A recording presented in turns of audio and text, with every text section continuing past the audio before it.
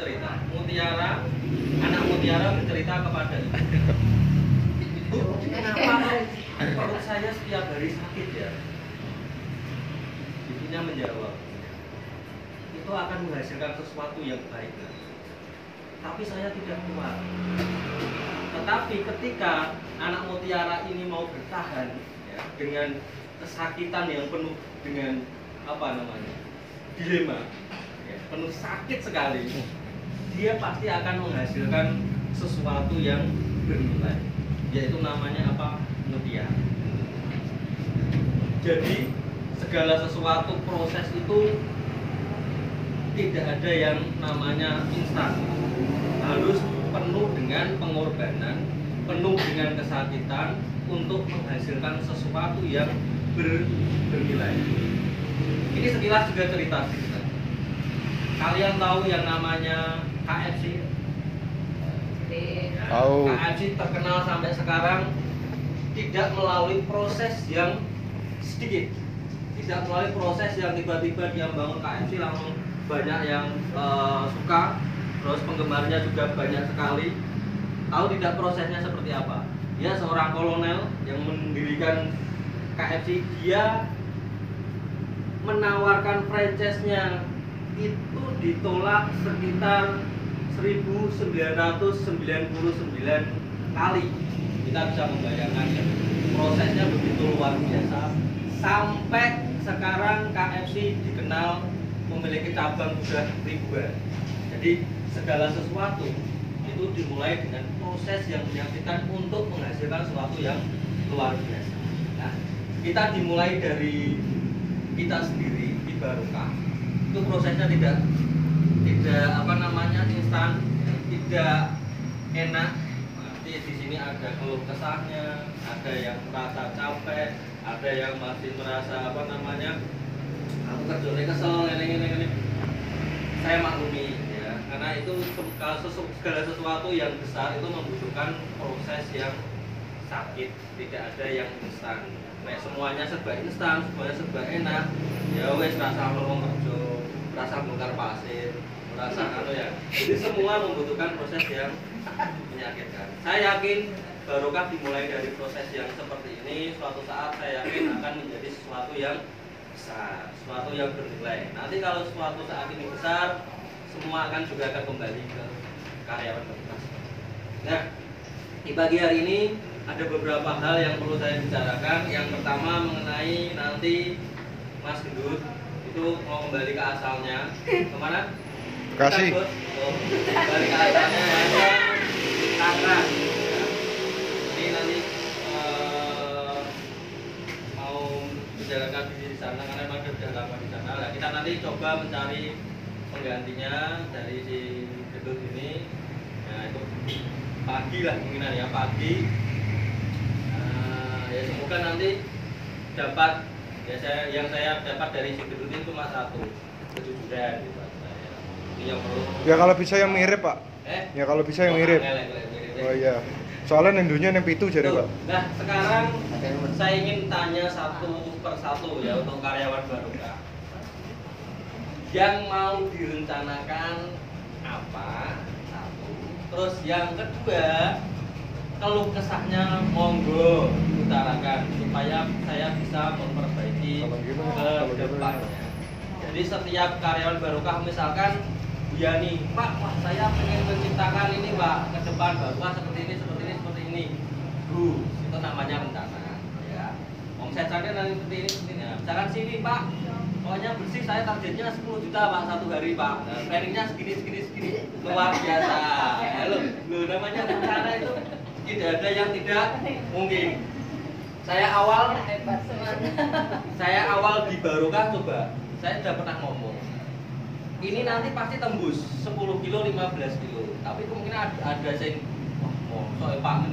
Tapi kenyataannya hari ini sekitar 10 kilo, 13 kilo juga bisa tembus. Jadi saya mohon kita jangan memperkecil mindset kita ya, dalam arti pola pikir kita. Karena apa yang kita perkatakan secara berulang-ulang, suatu saat pasti akan menjadi kenyataan kalau itu memang benar-benar diimani dari hati, didoakan dari hati. Ya. Kalau kita berkeluh kesah, mosok sih koyong ini, dodolan koyong ini, ya akhirnya akan terwujud seperti itu. Jadi mindset itu penting, dalam arti pola pikir itu penting. Ya, dalam arti apapun yang kita doakan itu pasti terwujud. Ini juga ada filosofi sedikit, gak apa-apa, kita telat-telat gak apa-apa. Ini sudah diuji coba. Ya, mungkin ada yang tahu ya. Diuji coba beberapa profesor, berapa ribu itu profesor di Amerika menggunakan, ini nanti juga bisa kamu uji coba di rumah, aqua 1 dan aqua A nih ya, ini aqua B. Oke, jenis airnya itu sama, ini A dan ini B, dengan diisi air yang sama, ditaruh di depan rumah. Di sana nanti kamu praktekkan. Yang satu, yang pemilik rumahnya, setiap hari dipisoi, dikasih kata-kata yang kasar. Air ini keruh, wah air gosok ini, ASU misalnya, wah, semua kata-kata diutarakan di air itu. Nah, nanti bisa kamu praktekkan. Ini sudah diuji coba beberapa ahli ilmuwan. Terus yang satunya, yang aqua yang B, ya, pakai B, ya. Dengan air yang sama dikasih kata-kata yang bagus. Air ini, ya, air ini menyejukkan. Setiap hari seperti itu. Padahal air ini sama. Ya, nanti praktekkan mengarep makmur. Aqua yang sama, airnya juga sama. Setelah 1 bulan uji coba itu dilaksanakan, yang satu apa yang terjadi? Air itu keruh. Yang air satu itu tetap jernih. Nah, ini diuji di laboratorium, perbedaannya sangat besar sekali. Nah, ternyata setelah diuji coba itu, ternyata apa? Diambil kesimpulan. Di dalam perkataan, di dalam mindset seseorang itu, kalau itu benar-benar dilakukan setiap hari, akan terwujud. Apa yang kita lakukan setiap hari, ngedumel, wah dodolan besok ini, ya akan terwujud seperti itu. Wah, alus bosnya mau songket 20 kilo, 5 kilo yang ngejenok, ya toh, mesti pangsit, ujung-ujungnya pangsit. Jangan seperti itu, maksudnya makanya setiap hari saya tata seperti itu, karena apa? Kita harus jualan semaksimal mungkin. Ya. Dalam arti apa? Mbok engko kelakon, mbok ora, yang penting kita sudah berusaha. Nah, ini kalau nggak percaya dengan saya nanti kamu praktekkan. Kalau di mana pisu terus di Cina praktek lah. Kayak si cici corona si cici. Ya, itu namanya adalah kalau pisu terus pisu ya. Hukum daya tarik alam. Apa Pisu yang sing kita gelap. doakan, apa yang kita bicarakan secara positif, alam akan juga ikut mendoakan. Nah, itu salah satu unsur. Makanya setiap pagi kalau bekerja, saya mohon ikhlas. Dalam arti ikhlas itu seperti apa ya? Berdoa dengan bekerja dengan hati. Jangan sampai kita bekerja kalau ngiris-ngiris koncong, itu akan terbawa. Yang positif ya, maksudnya positif ini apa? Semua kita kerjakan berusaha untuk berbicara yang positif. Karena yang namanya hukum alam, hukum tarik menarik itu pasti terjadi. Nah, ini satu lagi saya ingin bercerita. Dulu saya awal memiliki mindset, mungkin orang juga apa namanya ya, meragukan. Di rumah kamar saya tempel ada sekitar 15 rumah. Suatu saat saya pasti bisa beli. Suatu saat saya pasti bisa beli. Ternyata saya baca buku, apa yang kita inginkan, apa yang kita cita-citakan, kalau kita berdoa berulang kali, suatu saat pasti akan kejadian. Suatu saat pasti akan menjadi kenyataan. Tapi entah kapan. Nah, itu yang dinamakan sebagai daya tarik, hukum daya tarik. Nah, saya kenyataannya saya bisa memiliki sekitar 5 rumah. Nah, itu kan nggak masuk akal orang guru mau apa jenenge gajine piro to. Karena apa? Itu yang dinamakan hukum tarik menarik. Makanya ini bukan hanya kamu bekerja di sini saja ya. Ini saya pesen nih, baik itu di lingkungan keluargamu, di masyarakat, berusaha untuk berbicara yang baik. Setiap hari diutarakan yang baik. Dalam arti, ini satu lagi teman saya. Rapopo, ini buat pembelajaran hidupnya buka jam kelas Rapopo. Biar kamu tahu yang namanya hidup itu tidak hanya berbicara materi. Teman saya ini pengen memiliki mobil Honda Jazz. Nah, ini Honda Jazz. Dia setiap hari pasang gambar ke kamar, ke dinding-dinding kamar. Gambar Jazz, Honda Jazz. Gambar wajah itu. Tapi dia kerjanya apa? Sebagai buruh pabrik. Untuk beli mobil Jazz itu kan tidak mungkin. Setiap hari karena dia menggunakan yang namanya hukum tarik menarik tadi, ya berdasarkan yang saya ceritakan tadi. Setiap hari dia ketemu mobil, dia selalu berdoa. Wah, mendoakan orang yang memiliki mobil itu. Wah, terima kasih ya Tuhan. Doakan yang punya mobil itu supaya rezekinya bertambah lancar. Setiap ketemu mobil dia berdoa seperti itu. Nah, kenyataannya apa? Ada temannya tiba-tiba tidak punya uang, dan kebetulan itu sama persis yang dipinjamkan itu mobil Jazznya dia itu persis apa yang diinginkan. Nah, dia tidak langsung bisa beli, cuma karena ada rezeki tiba-tiba tanahnya itu laku. Tanahnya laku dan nominalnya itu sama persis Honda Jazz-nya, karena tadi butuh uang ya yang punya temannya itu. Plak sama. Dan sekarang dia memiliki 4 mobil, bayangkan itu. Rezekinya datangnya dari mana-mana. Nah, itu kan suatu yang dinamakan sebagai keajaiban alam. Itu memang nggak masuk akal, dalam arti apa ya? Kok iso ya. Makanya ini buat pembelajaran kita semua. Setiap hari berdoa itu yang baik, maksudnya memiliki keinginan yang baik. Jangan sampai kita satu, menjelekan orang lain, terus bekerja menggerutu, tidak mendapatkan sesuatu mengeluh ya. Itu semua nanti akan kembali ke kita. Nah, itu intinya adalah seperti itu. Jadi semua yang kita lakukan, kita yakini suatu saat nanti pasti akan kejadian. Dan ini buku ini juga sudah dijual di ribuan orang dan juga sudah merasakan hasilnya. Nah, itu.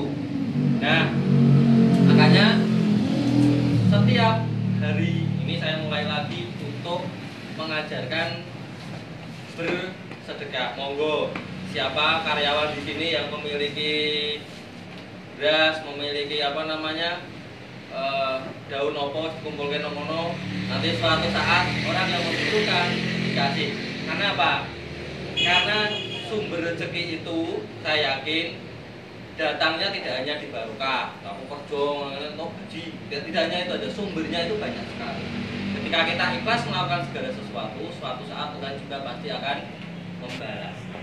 Nah, itu datangnya dari mana? Itu pesan-pesan dan pesan dari saya. Sekarang ada beberapa hal monggo diutarakan, yang ada keluh kesahnya monggo, atau mungkin ada yang memiliki rencana ke depan seperti apa monggo diutarakan. Lah, ini saya juga akan memperbaiki bakso. Saya akan kembali lagi ke awal mula dulu. Memang agak repot, harus bikin ramuan sendiri ya, supaya baksonya tidak seperti ini lagi, banyak kabeh. Kita menjaga kualitas ya. Ya, ngalahin tuku soda, tuku tepung, tuku barang ringan untuk mencampur itu nama masalah. Terus ada lagi yang perlu dibicarakan pada hari ini. Dari Ayu mungkin apa? Rencananya apa? Misalkan, Pak, saya bisa mikir rencana, misalkan menyajikan minuman langsung 5 menit, jed rampung. Nah, misalkan gitu. Plannya seperti ini. 5 menit kesuwen. Kesuwen 5 menit. 5 menit ya. 1 detik. Nah, seperti ini Pak, kasih ini rampung. Kopi yang Bu. Apa? Berarti lah. Masa depanmu ora ono rencana. Ya weh. Masa depan. Orang duwe masa depan ya, Pak. Cepat Bu. Pak, kemarin Pak ini Iya. kan ada pelanggan sini. Iya. Itu bilang kok nganu baksonya orang kaya dhisik yo gitu. Ya. Dari segi ukuran dan rasa. Iya. Itu dari baksonya. Terus kemarin ada yang di sini sekali itu beli mie ayam di 8 apa 10 gitu. Lah gitu gini, masa aku nganu entuk gagang sawi tok, aku entuk godhonge tok. Nganu sing godhong tok mine sithik, sing gagang mine akeh gitu. Ya. Terus dari es jeruk itu kemarin ada yang kekejutan, ada yang katanya nggak ada rasa jeruknya. Nah. Wih siji dibagi telu kok piye? Ada yang bilang gitu. Oke. Terus ada teh juga Pak. Teh itu katanya kok rasanya teh kecut gitu. Terus ada lagi? Dan gitu Pak. Itu beberapa teh Teh kok teh layu ya Pak. Ya kan jeruk pakai teh. Pakai jeruk tadi lah mati. Enak Oke, Pak. itu bagus ya. Ya itu yang pengen saya dengarkan itu seperti itu. Itu kan masukan. Dalam arti oke, bakso saya maklumi memang bakso selama ini kita sak-sak lah. Kita fokusnya kan di mie, tapi mie menurut saya sudah luar biasa dalam arti peningkatannya sudah karena memang kita menjaga kualitas untuk mie sekarang ditambah telur. Nah, untuk ukuran apa itu ukuran mungkin Bu? Ukurannya atau apa?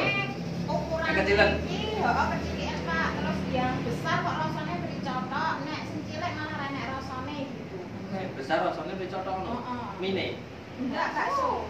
Oh, enggak mini Jangan ditekon tapi bakso. enggak. Mie. Mie Enggak ada. enggak ada komplain. Oh ya. Yang Berarti mie itu cuma Gagangnya. nganu Gagangnya, sama gagangnya sayur. Itu gagang stres tok. om. Mas stres ki. Ojo malah stres kadang-kadang kan dhewek kan ada Uang orangnya pas Oh, Pak mungkin Pak Jo ya.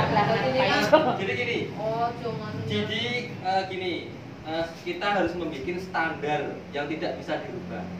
Dalam arti apa? Kalau mie bumbunya itu, takarannya itu tidak boleh ditambahin, tidak boleh dikurangi. Nah, kemarin kita menggunakan kaldu, ternyata dirasakan Joko 2 hambar. Gimana tuh? Ya cuman kan bedanya mie ini saiki Mas. Mie ini kan luwih lembut. Nah, berarti gini aja, kaldunya dihilangkan, kita kembali menggunakan kuah soalnya kan kuah bakso kan mesti nganggo balungan ya nganggo koyor. Jadi memang sudah kerasa lah ya itu. Kerasa. Berarti itu. Nah, memang gini ya, saya mikirnya gini, kalau kita memang menjaga kualitas dengan baik, kenyataannya apa? Mie juga tidak ada keluhan tuh sama sekali tuh. Malah akeh sing nambah. Malah yang nambah. Yang jadi masalah bakso. Nah, kita perlu eksperimen lagi bakso. Saya akan kembali ke awal ya, repoti gawe ramuan sini-sini tapi enggak apa-apa. Kita jaga apa ya? kita jaga kualitas. Jarene enak dhisik. Kok saiki warnane putih Ya kan warnanya putih. Beda gilingan malah beda piye rasa.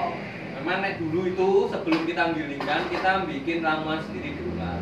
Baru nanti digilingkan. Karena kemarin waktu, karena kan orangnya banyak dalam arti nanti adalah salah satu yang sama saya untuk bikin apa namanya itu kan gampang. Cuma sodanya berapa, tepungnya berapa, untuk berapa kilo itu saya masih giling-giling lali. Terus lalu. Betul. Cuma nanti tak tanya dari situ. Oke, saya giling lah. Bisa ini kan. Sharing ya. Nah, coba kita menggunakan ramuan yang sama seperti itu. Kayaknya mie sudah luar biasa lah, peminatnya sudah banyak. Sudah, ya itu intinya kalau kita menjaga kualitas, hasilnya juga pasti nanti imbang. Bakso juga, bakso itu kemarin tak gawene gede ya Bu ya, tapi nggak tahu nyusut pas saat kering ini udah Pak aneh aku juga. Makanya Kalau nyusut, nah makanya gini, bakso itu juga menjadi masalah apa sebenarnya? Kalau seperti itu nyusut, berarti kan modalnya bisa juga nyusut juga, dalam arti nggak profit. padahal ya termasuknya dewek nganu gawene apik kan dan ingin juga ibaratnya. Nah, ya, kita hanya kerja capek kok berarti. Nah, makanya kita aja. Yang penting sekarang gini, kita nggak usah ngejar profit banyak, tapi kualitasnya jelek. Kita jaga kualitas bagus mungkin. Nanti masalah profit mengikuti lah. Kenyataannya apa? Sekarang gini, kita mie aja, yang mie original kita jual di luar itu berapa? 10.000 ya. 10. Kita jual di sini 7.000. Itu sudah luar biasa. Orang sudah tidak lagi melihat harga, tapi melihat kualitas, kemasannya bagus, menarik, nyatanya laku. Terus yang 15-14 itu tetelan ya? Tetelan ceker. 11. Tetelan Jadi 14. Dijual 14. Itu selisihnya 3.000 sendiri. Kenyataannya apa? Peminatnya juga banyak. Ini sih 10.000 loh gitu tetelan. Tetelan sih 10.000. Dijual 14. Tetelan 14 berarti.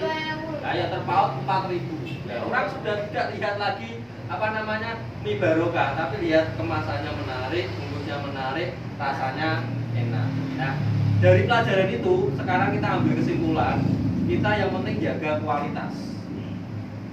Tidak apa masaknya rasa sak-sake dalam arti bakso sak-sake. Gue berarti kan misalnya wah modalnya sih ya 300, ini nek dihitung-hitung berarti ini 5 juta misalnya. Kalau neng mesti rambali. Karena enak menurut. Karena kita persaingan kan banyak dalam arti ya, ada jos ini ada berapa, ada 6 ada 7. Kita harus menjaga kualitas yang terbaik. Kalau jos minyak kalah jauh. Pak Yanto sudah, karena Pak Yanto kan yang kirim jos juga jadi tahu dia. Kita menggunakan telur.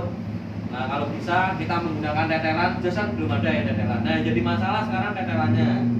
Banyak keluhan juga tetelan itu alot. Ketika dimakan alot. Nah solusinya seperti apa? Kemarin kita bicara sama Pak Yanto Di presto. Di presto dulu.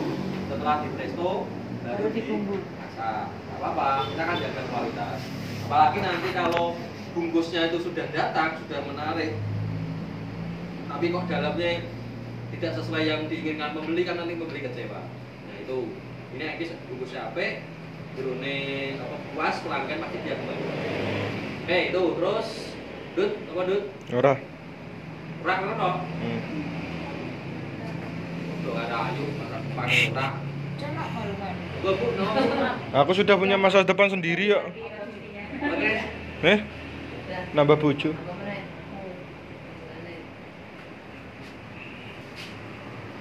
Komporku mati kabeh. Pak pinggangku Sudah sambil berpikir. Hei.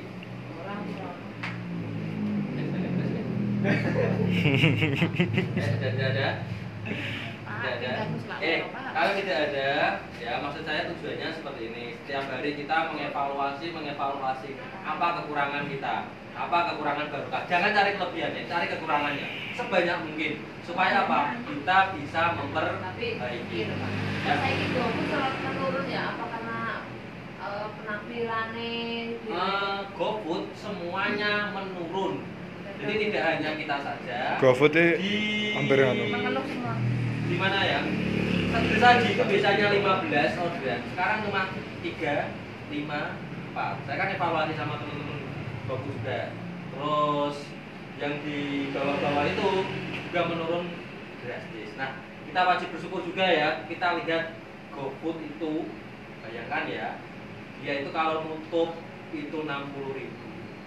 Kalau tidak nutup itu 30.000, saya nggak bisa bayangkan. Kalau dia dapat 30.000, ini gue bensin piro, ini gue mangan piro, saya sisa loh, cuma mangan dulu. Bayangkan loh, itu bisa sampai kerja sampai malam. Dan kita juga wajib mengucap syukur lah dalam arti walaupun gaji kita belum seberapa, kita masih bisa merasakan sedikit lah. Nanti ya kita lihat. Nanti kalau udah ini nanti juga saya bikin sistem beda lagi, ribet itu apa Pak?